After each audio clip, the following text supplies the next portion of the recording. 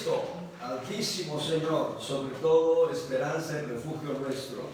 Él es el Señor de nuestras vidas, Él es el autor de toda la creación, Él es el que ha fundamentado a su iglesia y está preparándola para el día en que la tomará para ser su esposa.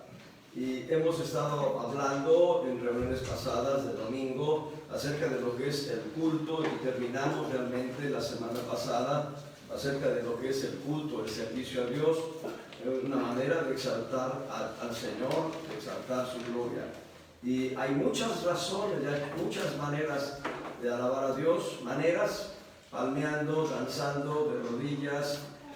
Hay muchas maneras con un clamor o con un cántico suave y dulce, muchas maneras de alabar al Señor. Razones para alabar al Señor también hay muchas razones.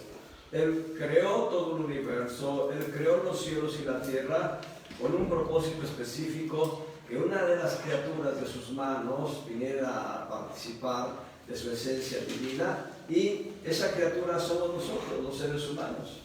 El ser humano ha sido llamado a participar de la naturaleza de Dios, gloria sea al Señor. Pero hoy vamos a hablar, uno de los motivos por los cuales alabar al Señor, una de las razones por las cuales glorificar a Dios, vamos a hablar de qué es nuestra herencia como hijos de Dios. ¿Qué es nuestra herencia como hijos de Dios? En griego, la palabra que se utiliza para pacto y para testamento es la misma palabra. Por eso, cuando se divide la Biblia en Antiguo Testamento y Nuevo Testamento, debemos entender también Antiguo Pacto y Nuevo Pacto.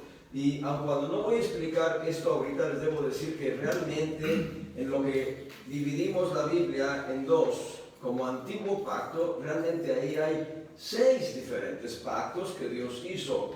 Hizo un pacto con Adán, y Adán desobedeció. Después hizo un pacto con Noé, y después Noé se emborrachó. Y después hizo un pacto con Abraham, y este pacto habría de ser la cadena, eslabones, hasta llegar a Jesús. También hizo un pacto con Israel en el monte Sinaí, e hizo un pacto con Israel cuando Israel entra a la tierra prometida, y finalmente hace un 6º pacto con el rey David. Y en los pactos que vemos con Abraham y con David hay una identidad específica, hay una identidad completa, que esos dos pactos apuntan hacia realmente el nuevo pacto, que podríamos llamar el 7º pacto, 7 número de perfección, 7 número de plenitud. Y entonces el pacto de Abraham, el pacto de David, apuntan Dios haciendo pacto con Abraham, Dios haciendo pacto con David. Esos pactos apuntan hacia el nuevo pacto. Pero hay algo interesante que nosotros debemos entender. Nosotros vemos que en el antiguo pacto, Dios le da un conjunto de promesas al pueblo de Israel. El antiguo pacto realmente es un pacto con Israel. No es un pacto con nosotros como iglesia. Nosotros somos los gentiles. La Biblia habla ya en el antiguo pacto de los gentiles. Cuando lean en el texto de la escritura gentes, ahí está hablando de nosotros, en el antiguo pacto. Pero los pactos que mencioné, los 6 primeros pactos que mencioné, Dios primero hace pacto con Adán, no existía la nación de Israel. Hace pacto con Noé, no existía la nación de Israel. Hace pacto con Abraham, y Abraham, digamos, es la semilla por la cual nace Isaac, y de Isaac nace Jacob, y Jacob viene a ser transformado en Israel, e Israel es el fundador de la nación con 12 diferentes patriarcas, 12 hijos varones.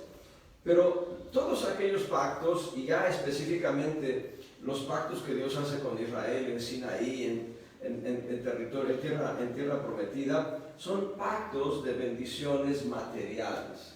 Tal vez alguno de nosotros dijera, bueno, pues que me dé esos pactos el Señor a mí.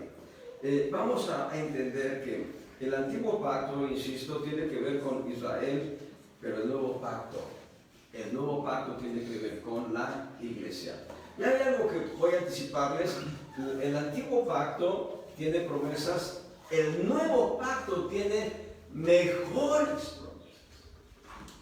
En eso consiste lo glorioso, que el nuevo pacto contiene mejores promesas, y son para nosotros, los gentiles. Y todo israelita que entregue su vida a Cristo también va a recibir esas promesas. Pero los israelitas no reciben las promesas del nuevo pacto si no entregan su vida a Cristo. Eso marca una diferencia gigante. Entonces, debemos entender qué es un testamento y qué es un pacto. El testamento es una declaración unilateral de voluntad. El testador declara a través de un documento, a través de un testimonio, quién ha de heredar lo que tiene cuando él muera. En la antigüedad había, en las guerras, por ejemplo, bastaba una tablilla de yeso donde el soldado escribía su última voluntad en la tablilla de yeso, y eso servía de testimonio para declarar herederos a los que estaban en esa tablilla de yeso. No existía la escritura como existe hoy. Sí había escribanos, sí había gente que sabía escribir, pero no todos sabían escribir. Y bueno, regresemos. Es una declaración unilateral de voluntad. Yo he declarado a través de un testamento quiénes deben heredar lo que en teoría yo tengo. Y así cada uno debiera dejar un testamento para no dejarle conflictos a los herederos. Les dije, el antiguo pacto era para Israel, el nuevo pacto es para nosotros, la iglesia. Y para que el testamento tenga eficacia debe morir el testador. Y Cristo hizo un pacto, voy a decirlo de una manera más adecuada, más correcta, más precisa. Jesús el hombre, el Hijo del hombre, y el Padre Celestial hicieron un pacto. En ese pacto se establecieron un conjunto de cláusulas y declaraciones en las cuales están todos los beneficios para la iglesia. Pero les dije que la palabra pacto también se utiliza como testamento. Como testamento tenía que morir el testador. Y Jesús fue a la cruz y murió. De esa manera ya es efectivo el testamento. Pero lo glorioso de todo es que al tercer día se levantó de entre los muertos para nunca jamás volver a ver muerte. Y ahora Él no solo fue el testador antes de morir, sino que ahora Él es el albacea, es decir, Él es quien guía al juez para decirle, bueno, aquí está un testamento. Y entonces el juez dice, ¿y qué es lo que quiere? Pues que los herederos reciban las promesas que yo di. Y las promesas que Él ha dado las vamos a conocer en un rato más. Vamos a ver hasta dónde podemos llegar hoy. Pero entonces vamos entendiendo que nuestro testamento, o el testamento que nos beneficia, ya tiene vigencia, ya tiene eficacia. Yo les he dicho en otras ocasiones a ustedes que seamos prudentes en venir a la Escritura para conocer cuáles son todas las bendiciones que Dios tiene para con nosotros. ¿Qué es lo que Cristo nos ha dejado como herencia con su muerte? Y ahora con su resurrección, Él gestiona que esas bendiciones se cumplan. Él va a decir de una manera muy clara, todo lo que pidierais al Padre en mi nombre, yo lo haré. Es probable que tú tengas que pedir al Señor algo, una bendición, y entonces puedes decirle en el nombre de Jesús, Padre. ¿Y saben qué hace Jesús? Dice, Padre, en el nombre de Fidel, porque Fidel está clamando a Dios. Les doy un testimonio muy rápido. El día de ayer, parte de la iglesia fue allá al Ejido Francisco Villa a apoyar la iglesia que se está restaurando. Y estaban ahí los hermanos trabajando, y entonces dice mi hermano Abel, hace falta una carretilla. Hace falta una carretilla, lo dijo 2, 3 veces, tal vez más. Y entonces llegó el pastor Justino Patricio, que es el pastor de esa iglesia local, dice, hace falta una carreta. Y entonces fue y consiguió una carretilla y la trajo, y con eso se trabajó mucho, muy bien.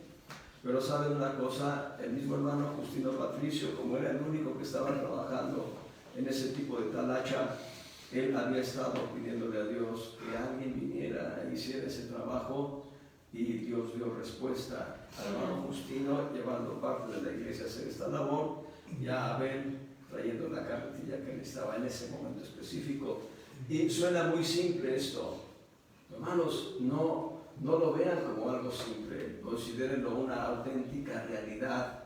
Y cada uno de ustedes puede dar testimonios. Mi hermana Angélica ha dado muchos testimonios que son gloriosos de cómo ella le dice padre o papi, y clama y dice que es lo que pide, y el Señor le da respuesta. Eso es la eficacia del nuevo pacto, tener un Padre proveedor de bendiciones y un Hijo, nuestro Redentor, nuestro Salvador, que intercede para que esas peticiones se cumplan. Muy bien, vamos a ver nosotros que hago un paréntesis para explicarles algo muy importante. Tal vez algunos de ustedes han escuchado la doctrina de la prosperidad, en la que se habla de manera puntual que los cristianos no deben ser pobres, no deben vivir una vida miserable, bla, bla, bla, bla, bla. ¿Saben? Esa doctrina se basa en el Antiguo Testamento. Y nosotros nada tenemos que ver con el Antiguo Testamento. En Deuteronomio 8:18 vamos a encontrar algo de esto, para que podamos ir entendiendo. Deuteronomio capítulo 8, verso 18. Vean cómo lo dice Dios hablando a través de Moisés.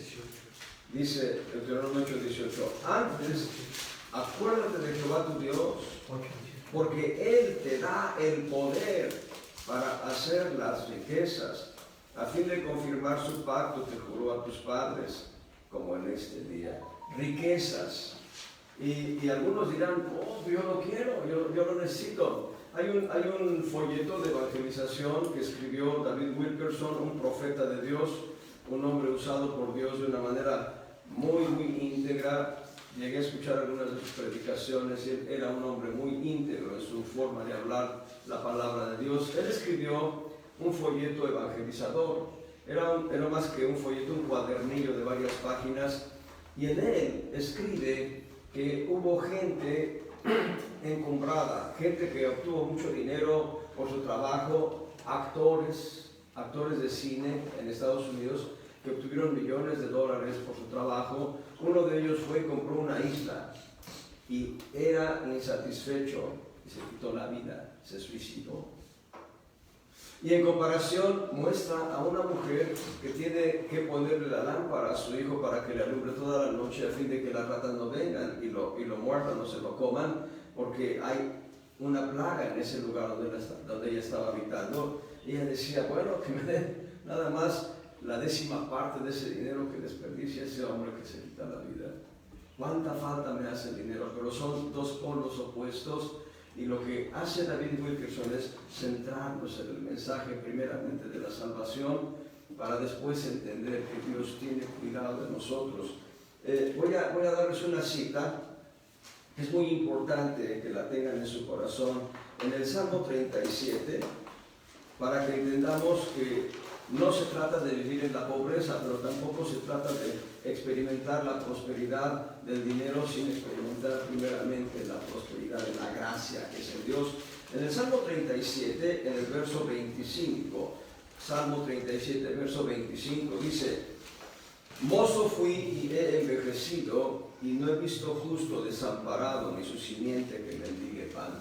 No hay mendicidad para los hijos de Dios. Para los hijos de Dios hay provisión de alimento. Y continuando en esta misma línea, en Mateo capítulo 6, en el verso 31, no os congojéis pues diciendo, ¿qué comeremos o qué beberemos o con qué nos cubriremos? Porque los gentiles buscan todas estas cosas, que vuestro Padre Celestial sabe que de todas estas cosas habéis menester o tenéis necesidad. Y en los versos que preceden, el Señor va a decir, el Señor Jesucristo va a decir en los versos que preceden respecto de esta enseñanza respecto del punto específico del afán, o de la, como le llama también permítanme, de la congoja. Dice, miren los lirios del campo, miren las aves del cielo. Dios las sustenta. Las aves del cielo no llegan las semillas en graneros y Dios las sustenta. Los lirios del campo no tejen telas y tienen unos colores vivos, hermosos. Y dice, ¿no sois vosotros mayores? Eso lo dice, vean, ya que estoy ahí en Mateo 6, en el verso 33. 30, no en el 30. Y si la hierba del campo que hoy es y mañana es echada en el horno, Dios la viste así, no hará mucho más a vosotros, hombres de poca fe. Entendamos que el nuevo pacto tiene mejores promesas y está garantizado nuestro sustento. Tal vez no esté garantizado que tengamos una residencia de $5 millones, pero está garantizado que tendremos un lugar de habitación. Y no está garantizado que tengamos 30 autos, pero sí está garantizado que tengamos una manera de transportarnos. Dios lo provee por su abundante gracia. En Deuteronomio 11, regresamos a Deuteronomio ahora en el capítulo 11, versos 11 al 15. Deuteronomio 11, del 11 al 15. La tierra a la cual pasáis, Dios hablando al pueblo de Israel, la tierra a la cual pasáis para poseerla es tierra de montes y de vegas, de la lluvia del cielo ha de beber las aguas, tierra de la cual Jehová tu Dios cuida, siempre están sobre ella los ojos de Jehová tu Dios, desde el principio del año hasta el fin de él. Y será que si obedecieres cuidadosamente mis mandamientos que yo os prescribo hoy, amando a Jehová vuestro Dios y sirviéndolo con todo vuestro corazón y con toda vuestra alma, yo daré la lluvia de vuestra tierra en su tiempo, la temprana y la tardía, y cogerás tu grano y tu vino y tu aceite. Daré también hierba en tu campo para tus bestias, comerás y te hartarás, te saciarás con hartura. Y lo que está diciendo este pacto es que hay condiciones que se deben cumplir. Y habló del antiguo pacto, nada más para que tengan un contraste. El antiguo pacto tiene condiciones y está diciendo que obedezcas atentamente, con mucho cuidado, los mandamientos que yo te prescribo, hablando Dios al pueblo de Israel. Y cuando leemos con detenimiento el Pentateuco, de Génesis a Deuteronomio, y propiamente desde Éxodo capítulo 20 hasta Deuteronomio, en los últimos versículos, cuando leemos atentamente esos capítulos, todos esos libros y esos capítulos, encontramos que siempre Dios pone un condicionante: obediencia, obediencia, obediencia, obediencia, obediencia. Pero ¿saben una cosa? No justifica a nadie con la obediencia. Solamente a través de la obediencia van a obtener los israelitas dinero, van a obtener bienes. Pero dice el Señor Jesucristo en los Evangelios, ¿de qué le sirve al hombre si granjea de todo el mundo y se pierde su alma? Amén. En Tijuana, no hay que ir muy lejos, en Tijuana hay algunos judíos que son ricos, muy ricos. Gloria al Señor. Que Dios bendiga al pueblo de Israel, porque nosotros estamos para bendecir al pueblo de Israel, a los judíos. Pero habríamos de evangelizarlos para que no se pierdan en el infierno ellos. Y en Deuteronomio 28:8, Deuteronomio capítulo 28, verso 8, enviará Jehová contigo la bendición en tus graneros y en todo aquello en que pusieres tu mano, y te bendecirá en la tierra que Jehová tu Dios te da. Todo aquello, aquellas bendiciones que Dios le da a Israel, son promesas de Dios para Israel. Pero algo muy importante debemos entender: aquellas promesas que Dios le da al pueblo de Israel son sombra o figura de todas las bendiciones que el Señor tiene para nosotros. Vean en Hebreos capítulo 8, verso 6. ahí ya vamos a empezar ahora sí a ver lo que es el tema de hoy para nosotros. En Hebreos,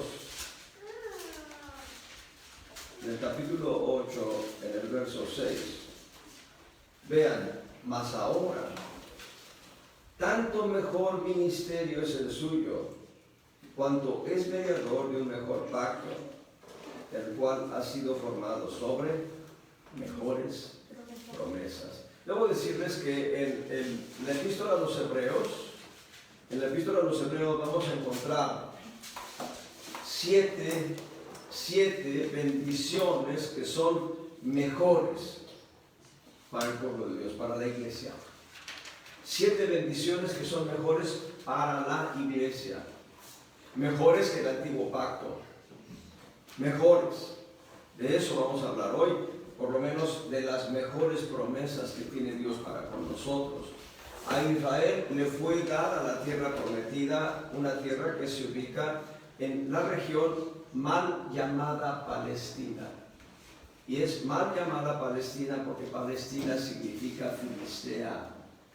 Y Filistea siempre fue la nación que peleó contra Israel. Y el día de hoy están peleando contra la nación de Israel. Un líder de opinión israelita, un líder de opinión de naturaleza israelí, de linaje de Israel, declaró en un noticiario que los palestinos saben y les consta, escuchen bien, los palestinos saben y les consta que la vecindad con Israel les bendice. Vuelvo a decirlo, los palestinos saben y les consta que su vecindad con Israel les bendice. Y a pesar de ello, las sectas extremistas de los palestinos se voltean para hacer atentados contra Israel. A pesar de que saben que tener a Israel por vecino les es bendición. Vean lo que significa Palestina hoy. Palestina es filistea. Y así como los filisteos hacían guerras continuas contra los israelitas hace 4.000, 5.000 años, 4.000 años más o menos, así hoy los palestinos están haciendo guerra. No todos, pero hacen.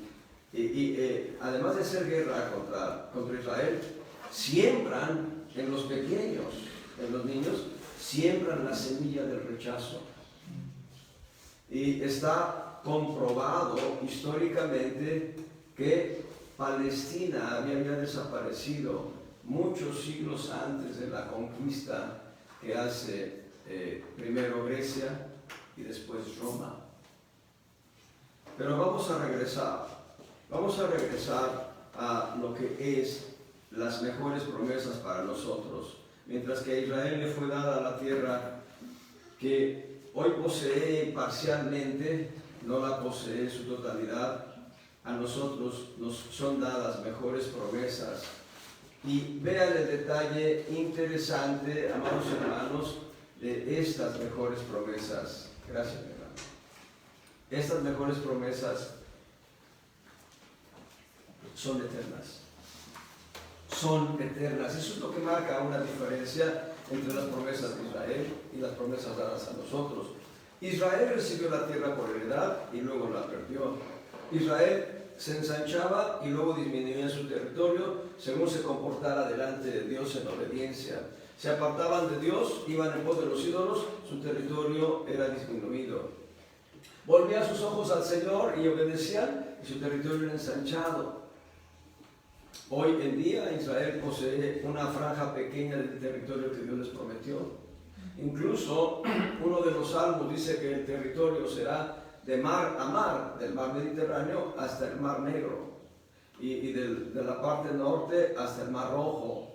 En fin, pero ellos recibían promesas y obedecían, ellos perdían promesas si eran idólatras. Pero para nosotros las promesas que Dios nos ha dado son eternas y debemos saber cuáles son esas promesas y debemos poseerlas. Así que vamos a ver En primer lugar, en Hebreos capítulo 6, versos 13 al 15. Hebreos 6, del 13 al 15. Dice, porque prometiendo Dios a Abraham, no pudiendo jurar por otro mayor, juró por sí mismo, diciendo, de cierto te bendeciré bendiciendo, y multiplicando te multiplicaré. Y así, esperando con largura de ánimo, alcanzó, la promesa.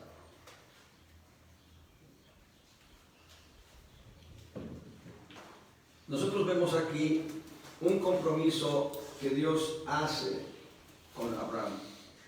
Y la palabra compromiso tiene su raíz en dos voces. Con promesa. Compromiso viene de con promesa. Y ustedes dirán, oye, pero tú estás hablando de Abraham. Aquí es donde está lo interesante. Nosotros somos hijos de Abraham, no porque descendamos de él. Somos hijos de Abraham porque seguimos las pisadas de fe de él. Él es nuestro modelo en un caminar de fe. Por tanto, la palabra que está escrita en Génesis 22 y que ahora se refleja en Hebreos 6, en el verso 13 y 14, es para nosotros. Bendiciendo te bendeciré y multiplicando te multiplicaré. Vean lo que dicen ahora los versos 16 al 20, porque es aquí donde se vuelve a concretizar la promesa divina para nosotros. Estamos ya en el primer punto de lo que vamos a heredar nosotros. Dice ahí, verso 16, estoy en Hebreos 6, verso 16, porque los hombres ciertamente por el mayor que ellos juran, y el fin de todas sus controversias es el juramento para confirmación, por lo cual, queriendo Dios mostrar más abundantemente a los herederos de la promesa la inmutabilidad de su consejo, interpuso juramento para que por dos cosas inmutables en las cuales es imposible que Dios mienta, tengamos un fortísimo consuelo los que nos acogemos a trabajo de la esperanza propuesta, y la cual, la esperanza, tenemos como segura y firme ancla del alma y que entra hasta dentro del velo, donde entró por nosotros como precursor Jesús, hecho pontífice. Esa palabra pontífice es sumo sacerdote, hecho sumo sacerdote eternamente según el orden de Melquisedec. Quiero que vean ahora cómo lo dice de manera muy puntual. Vuelvo a leer. Los hombres ciertamente por el mayor que ellos juran, y el fin de sus controversias es el juramento para confirmación. Y ahora el verso 17 contiene el juramento de Dios para que dice, por lo cual queriendo Dios mostrar más abundantemente, muy importante esto, a los herederos de la promesa. Y aquí ya no estamos en el Antiguo Testamento. Aquí estamos dentro del contexto del Nuevo Testamento. Los herederos de la promesa somos nosotros, los que hemos creído en Jesús como nuestro Salvador personal. Y entonces, a nosotros, los que somos herederos de la promesa, dice que Dios presenta la inmutabilidad de su consejo. Inmutabilidad, lo que no cambia. A Israel le decía, si me obedeces, bendito. Si no me obedeces, hay maldición sobre tu vida.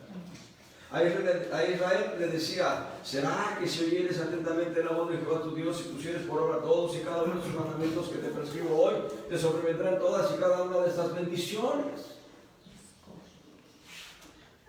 A nosotros nos dice, cree en el Señor Jesucristo. Y todo el paquete, todo el combo, todo el paquete de promesas que están en el Nuevo Testamento son tuyas. Gloria al Señor. No le digo. Cambia por completo. Dice, su consejo no cambia. El consejo del Señor no cambia. Y todas las promesas que Él tiene para nosotros son sí y amén en Cristo. Son sí y amén en Cristo, eso lo dice Corintios. Todas las promesas que Dios nos ha dado en Cristo no cambian. Y dice algo más. Regresé a la lectura. Estoy en Hebreos 6, en el verso 17. Inmutabilidad de su consejo, y dice interpuso juramento. El verso 18 dice dos cosas, yo diría dos verdades. Corrijan ahí, para que por dos verdades inmutables, en las cuales es imposible que Dios mienta, tengamos un fortísimo consuelo los que nos acogemos a trabajarnos de la esperanza propuesta. Y la esperanza propuesta es un ancla que está en los cielos mismos, y esa ancla nos tiene ligados al cielo en tanto caminamos en esta tierra. Así que tenemos nosotros en Abraham solamente una figura de los herederos de la promesa. Abraham es el padre de la fe, por eso nosotros somos hijos de Abraham, no porque descendamos de él. Somos hijos de Abraham porque nosotros seguimos el modelo de fe de Abraham.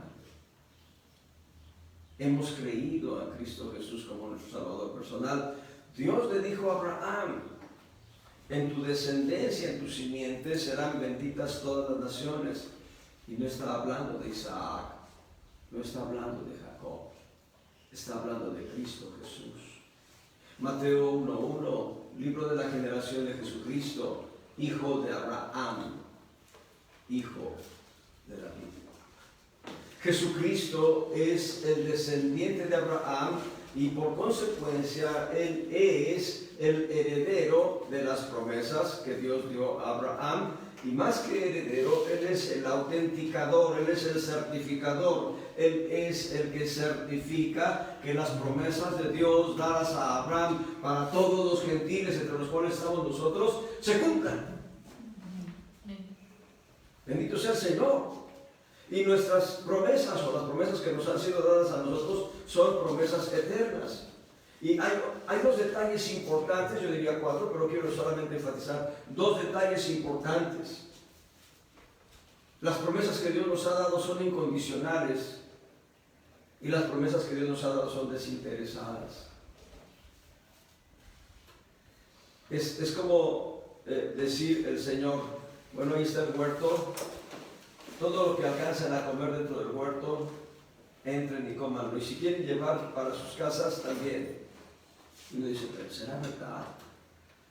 ¿Será cierto lo que está diciendo el dueño del huerto? Y si dudamos, bueno, pues no heredamos. Pero ya la herencia está hecha, las promesas ya están dadas, y la promesa de Dios tiene cumplimiento. Dios no puede mentir. Hay diferentes acciones que Dios no puede hacer. Hay diferentes conductas que Dios no puede hacer, y una de ellas es que no puede mentir.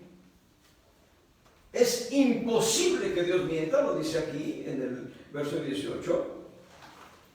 Estoy en Hebreos 6, verso 18, para que por dos cosas inmutables, en las cuales es imposible que Dios mienta. Dios no puede mentir. Así que si Dios te dijo: ve y toma este monte y poséelo, es tuyo, como le dijo a Caleb, ¿qué impide que vayas y lo poseas? Lo único que tienes que guardar en tu corazón es la certidumbre de que Dios te lo está dando en heredad. Caleb dijo: este monte me fue dado en promesa. Cuando venimos los 12 espías a conocer la tierra, y si bien 10 de los espías no quisieron venir, yo sí quise venir, y además Dios testificó a través de Moisés que este monte sería para mí. Josué le dice: pues ve y tómalo. Dios te lo prometió, ve y tómalo. Y Josué todavía Caleb dijo: yo soy de ahora de 85 años, pero tengo el mismo vigor que cuando tenía 40. Y fue Caleb y dijo: quien me ayude a poseer este monte tendrá por recompensa a mi hija Axa. Y Otoniel fue con Caleb y poseyeron el monte Hebrón. El monte Hebrón es una de las figuras del pueblo de Judá.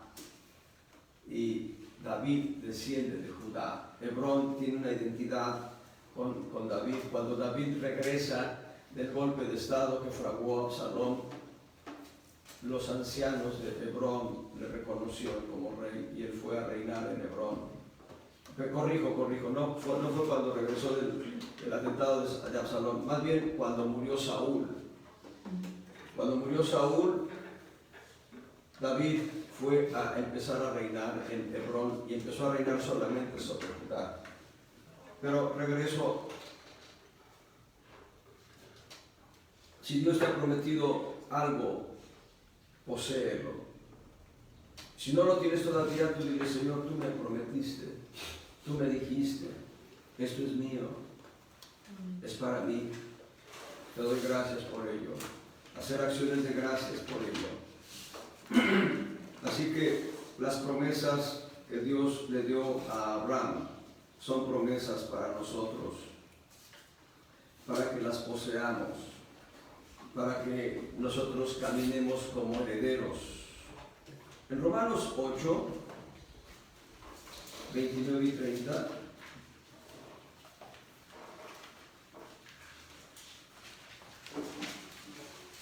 Romanos capítulo 8, 29 y 30. Porque a los que antes conoció también predestinó para que fuesen hechos conformes a la imagen de su Hijo, para que Él sea el primogénito entre muchos hermanos. Y a los que predestinó, a estos también llamó. Y a los que llamó, a estos también justificó. Y a los que justificó, a estos también glorificó. Si ustedes se dan cuenta en la lectura que acabamos de hacer, todo está en tiempo pasado. Para Dios ya es una realidad, para Dios ya es un hecho realizado, que nos conoció, nos predestinó, nos justificó, nos santificó, nos glorificó. Eso ya es una realidad para Dios. Para nosotros todavía no. Todavía tenemos fallas y errores, pero Dios quiere que nosotros caminemos hasta el cumplimiento de la perfecta voluntad del Señor. La predestinación de la que hablé hace algunos meses no es un simple capricho de Dios. Dios nos conoció antes de la fundación del mundo y debo decirles, Dios nos conoció antes que existiera el cielo. Antes que existieran los siglos, cuando Dios estaba diseñándolo todo, y diseñar no es lo que ya existía, el diseño era simplemente un plano. Dios nos conoció desde antes de los cielos, y Dios conoció todo lo que habría de suceder. Dios conoció que nuestro corazón se habría de inclinar hacia Él. Dios conoció que en un momento, al ser nosotros evangelizados, al venir el conocimiento del Evangelio en nuestras vidas, diríamos: sí, acepto. Y por eso escribió nuestros nombres en el libro de la vida antes de la fundación del mundo. El libro de Dios no tiene tachones, no tiene corrector, no tiene enmendaduras. El libro de la vida de Dios es perfecto porque Él nos conoció antes. Primera de Pedro 1:2, elegidos según la presciencia de Dios Padre. Elegidos según la presciencia de Dios Padre. Él nos conoció antes de que existieran los cielos. Primera de Pedro 2:1. 1:2. Me equivoqué en la cita, hermana. Es 1:2. Dios sabe todos los errores que vamos a cometer. Dios ya los tiene presupuestados, pero ya proveyó una respuesta a cada error. Pero nosotros tenemos promesas. Promesas en todo un testamento. Y son promesas para nuestro espíritu, nuestra alma y nuestro cuerpo. 1 Tesalonicenses 5:23 dice, y el Dios de paz os santifique en todo. 1 Tesalonicenses 5:23. Y el Dios de paz os santifique en todo para que vuestro espíritu y alma y cuerpo sea guardado entero sin reprensión hasta la venida de nuestro Señor Jesucristo. Así que Dios proveyó para nuestro espíritu, para nuestra alma y para nuestro cuerpo, y proveyó promesas eternas. Quiero que veamos, ya que estamos citando, hice referencia a 1 de Pedro, vayan a 1 de Pedro, capítulo 1, verso 4.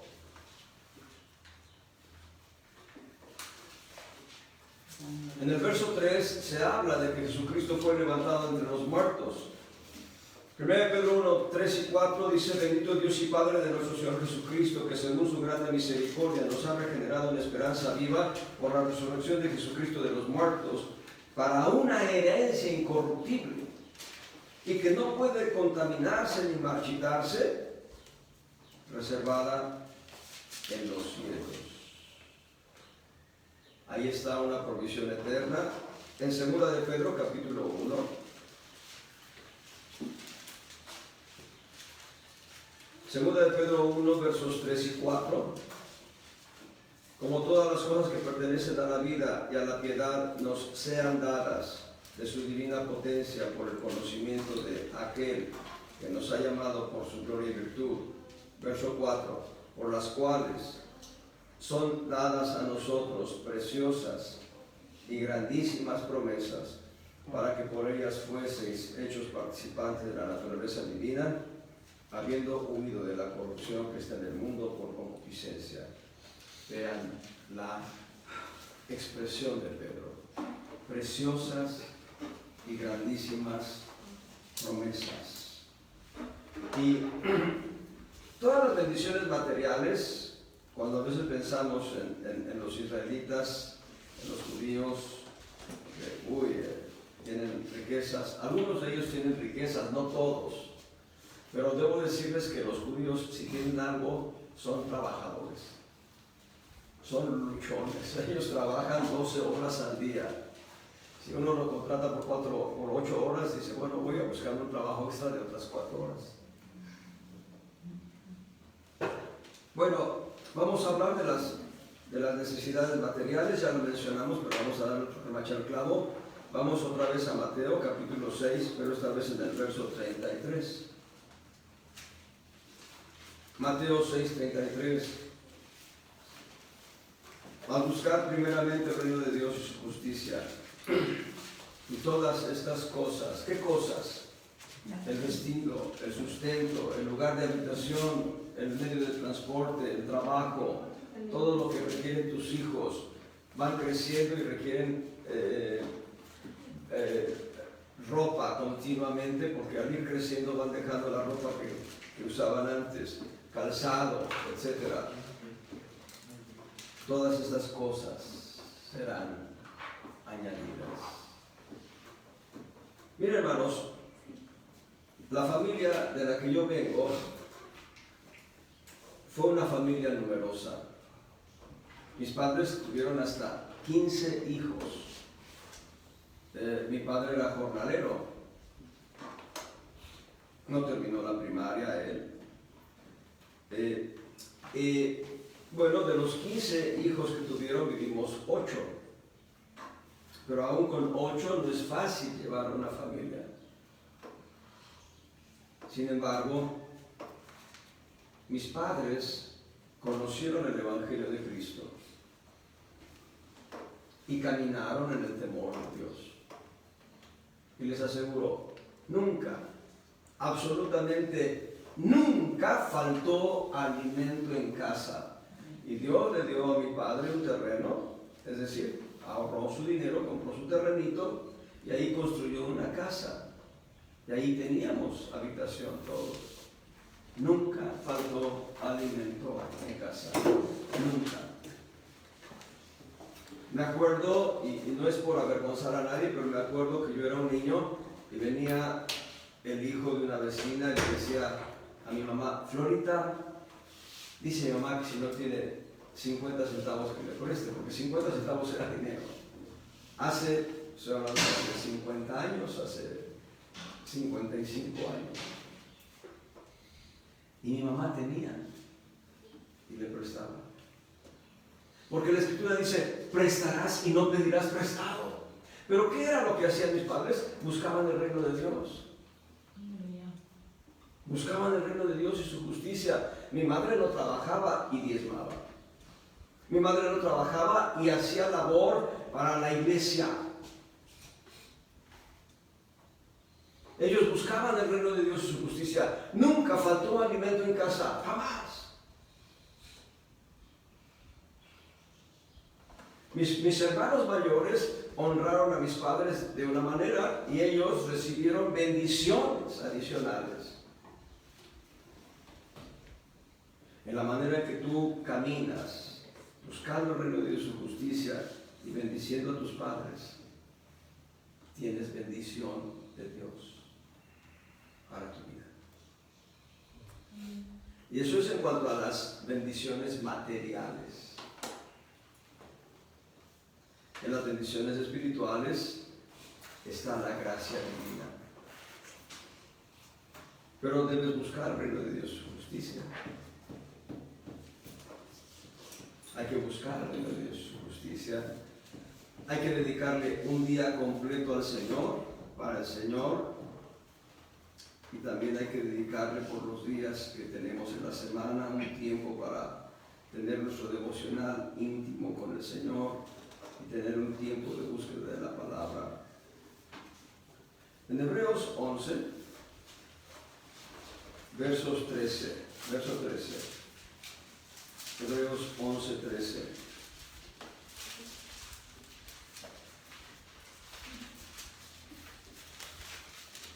Dice el verso 13, conforme a la fe murieron todos estos. ¿Quiénes son todos estos?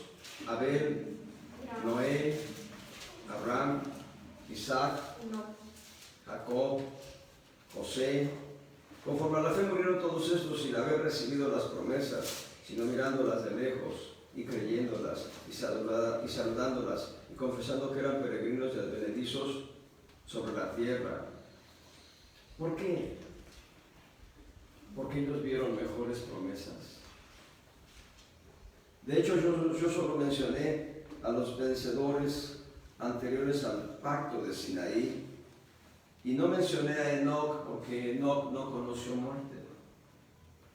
Pero mencioné a Abel, a Noé, a Abraham, a Isaac, a Sara, Jacob, José el soñador. Son santos porque fueron apartados por Dios, vencedores porque caminaron en integridad delante de Dios. Ellos vieron mejores promesas. Bueno, nosotros batallamos por encontrar un pequeño terreno donde poder levantar un templo y batallamos con ello. Gracias a Dios ya tenemos un lugar de reunión. Bendito sea el Señor. Pero ellos recibieron extensiones de tierra gigantes, hermanos, donde podía levantarse toda una nación completa. Y dijeron, no nos interesa. Nos interesan las bendiciones espirituales, nos interesa lo eterno. Aleluya. Gloria al Señor. Vean cómo lo dice en el verso, ahí mismo en Hebreos 11, en el verso 16, deseaban la mejor, es a saber, la celestial. Y por ello Dios no se avergüenza de ser llamado Dios de ellos. Qué hermoso. Que nuestro corazón esté puesto en los cielos.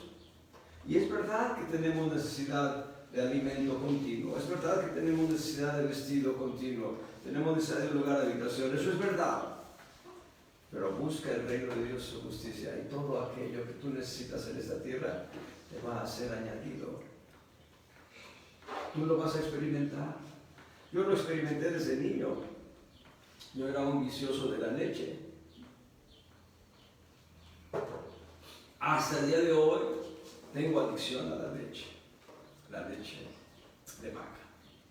Me gusta mucho su sabor. Y me acuerdo una ocasión en que estábamos en casa, yo era un niño pequeño, tal vez 10 años de edad. Dije, mamá, ¿no hay leche? Dice, no compré porque no había dinero para comprar leche. Pero yo fui al lugar donde ella siempre almacenaba la leche para cuando compraba para la familia. Y sorpresa mía, ahí había leche fresca. Dios proveyó de una manera milagrosa para que yo saciara mi sed. Y eso es pasajero, eso es temporal. Las promesas que Dios tiene para nosotros son eternas, son gloriosas. En Jeremías capítulo 31, parece que estamos todavía en la introducción, entre introducción y punto 1, pero en Jeremías capítulo 31, versos 31 al 34, Jeremías 31, versos 31 hasta el 34, dice, he aquí que vienen días, dice Jehová, en los cuales haré nuevo pacto con la casa de Jacob y con la casa de Judá. Verso 32, no como el pacto que hice con sus padres el día que tomé su mano para sacarlos de tierra de Egipto. Porque ellos invalidaron mi pacto, bien que fui yo un marido para ellos, dice Jehová. Mas este es el pacto que haré con la casa de Israel después de aquellos días, dice Jehová. Daré mi ley en sus entrañas y escribiré en sus corazones, y seré yo a ellos por Dios, y ellos me serán por pueblo. Verso 34, y no enseñará mal ninguno a su prójimo, ni ninguno a su hermano, diciendo, conoce a Jehová, porque todos me conocerán, desde el más pequeño de ellos hasta el más grande, dice Jehová, porque perdonaré la maldad de ellos, y no me acordaré más de su pecado. Y aquí, con esta palabra profética, Dios está anunciando que el antiguo pacto tenía que ser abrogado para darle vida al nuevo pacto. Y aquí debo decirles que es muy importante entenderlo. Cristo en su ministerio terrenal, cuando está caminando en esta tierra, anunciando el reino de los cielos, Él dice que Él no vino a abrogar la ley, vino a cumplir la ley. Es verdad eso hasta la cruz. Con la muerte, sepultura y resurrección de Jesucristo, el antiguo pacto dejó de tener vigencia. Hay quienes viven conforme al antiguo pacto, pero Dios ha establecido un nuevo pacto. Y así como la ley del Antiguo Testamento también fue abrogada con la muerte, sepultura y resurrección de Cristo, con la muerte, con la resurrección de Cristo se estableció una nueva ley. En Gálatas, conozcan la nueva ley, en Gálatas capítulo 6, en el verso 2, ahí está la nueva ley. Sobrellevad los unos las cargas de los otros y cumplir así la ley de Cristo. La ley de Cristo no es el antiguo pacto. La ley de Cristo no es, los preceptos dados en Sinaí. Es Gálatas 6.2, la última línea. La ley de Cristo no es el conjunto de estatutos, principios, decretos y derechos que Dios dejó al pueblo de Israel en Sinaí. La ley de Cristo es la ley de la gracia.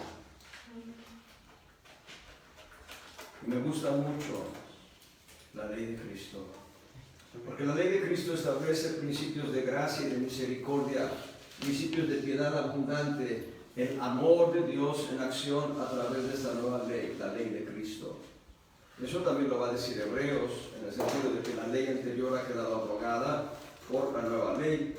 Así que encontramos una herencia que debemos reclamar. Hoy en día encontramos, escuchen bien, y esto es muy importante de entender, encontramos cristianos bendecidos y cristianos que no reciben bendición. En un lenguaje distinto, algunos hermanos dicen, tú eres un cristiano consentido de Dios. No es cierto. Es un cristiano que sabe heredar las promesas de Dios. A veces nosotros no recibimos las promesas de Dios, primero porque no las conocemos, segundo porque no las reclamamos. Eso es importante de entender. Hay promesas de Dios que ha dejado claras en su palabra. Leíamos en Pedro, preciosas y grandísimas promesas. Yo he dicho en otras enseñanzas que hay promesas de tiempo presente, promesas de tiempo futuro y promesas de tiempo eterno. Promesas, por decirlo, tenemos promesas de tiempo presente, promesas de tiempo futuro y promesas de tiempo eterno. Y tenemos promesas para nuestro espíritu y para nuestra alma y para nuestro cuerpo.